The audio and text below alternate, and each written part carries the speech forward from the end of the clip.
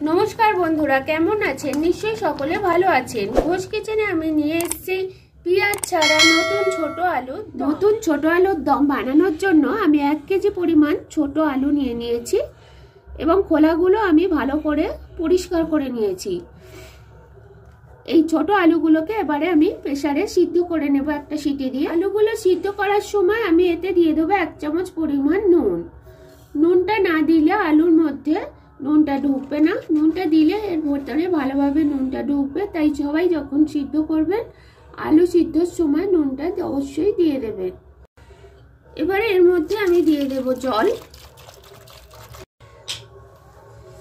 এবারে আমি প্রেসারটা গ্যাসের মধ্যে বসিয়ে দিয়ে একটা সিটি দিয়ে নামিয়ে নেব। নতুন ছোট আলুগুলো আমার সব সিদ্ধ হয়ে গেছে এবং খুব সুন্দর এগুলো সিদ্ধ হয়ে গেছে।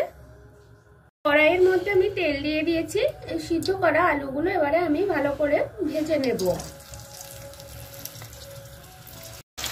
নতুন ছোট আলুর দমটা কিন্তু আমি পুরোপুরি করব পেঁয়াজ ছাড়া, এবং পেঁয়াজ ছাড়াও নতুন ছোট আলুর দম কিভাবে সুস্বাদু হয় এটা দেখার জন্য আমার ভিডিওটা প্রথম থেকে শেষ পর্যন্ত পুরোটা দেখুন।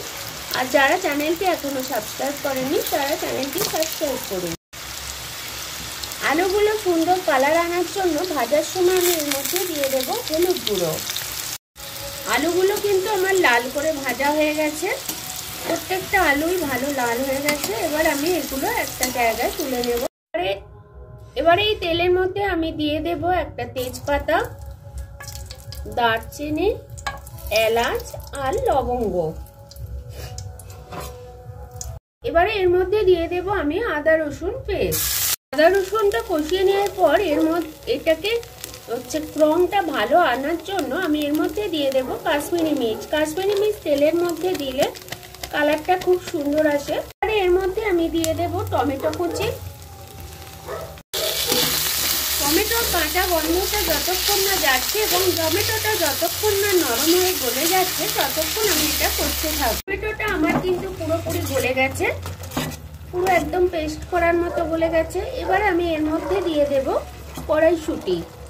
আর এর মধ্যে দিয়ে দেব স্বাদ মতো লবণ, দিয়ে দেব হলুদ গুঁড়ো, ঝালের জন্য দিয়ে দেব লঙ্কা গুঁড়ো। আর এর মধ্যে দিয়ে দেব আমি বাদাম পেস্ট। বাদাম পেস্টটা দিলে কিন্তু গ্রেভিটা খুব ঘন হয় এবং আলুর দমের স্বাদটাও খুব সুন্দর আসে। ছোট নতুন আলুর দমে আমি যেহেতু পেঁয়াজ দিচ্ছি না তাই আমি এর মধ্যে দিয়ে দেব নারকেলের দুধ। এতে কিন্তু নারকেলের দুধটা দিলে এর টেস্টটা আসে অপূর্ব সুন্দর। আমি এই নারকেলের দুধটা এই মশলার মধ্যে দিয়ে দেব।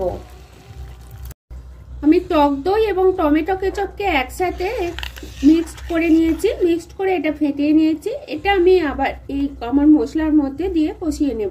এই পেস্টটা এবারে আমি এর মধ্যে দিয়ে দেব। পুরো গ্রেভিটা আমার রেডি হয়ে গেছে। এবার এর মধ্যে আমি দিয়ে দেব আলু যে ভেজে রেখেছি সেই ভাজা আলুগুলো। আলুটা আমি পুরো গ্রেভিটার সাথে একটু কষিয়ে নেব। এবারে এর মধ্যে আমি অল্প পরিমাণ জল দিয়ে দেব। জল দেওয়ার পর এটা আমার ফুটে উঠেছে। এবারে লাস্টে আমি দিয়ে দেব 1 চামচ পরিমাণ গরম মশলা এবং ওপর থেকে দিয়ে দেব আমি ধনেপাতা কুচি। এগুলো দিয়ে আমি ভালো করে মিশিয়ে নেব। পেঁয়াজ ছাড়া নতুন ছোট আলুর দম এবারে আমার পুরোপুরি রেডি। এটা কিন্তু দেখতেও খুব সুন্দর হয়েছে এবং আপনারা এরকম ভাবে এটা টেস্ট করে দেখবেন। এটা কিন্তু স্বাদও খুব সুন্দর হয়। এবারে আপনাদের সাথে আমার দেখা হবে পরের ভিডিওয় পরের রেসিপি নিয়ে।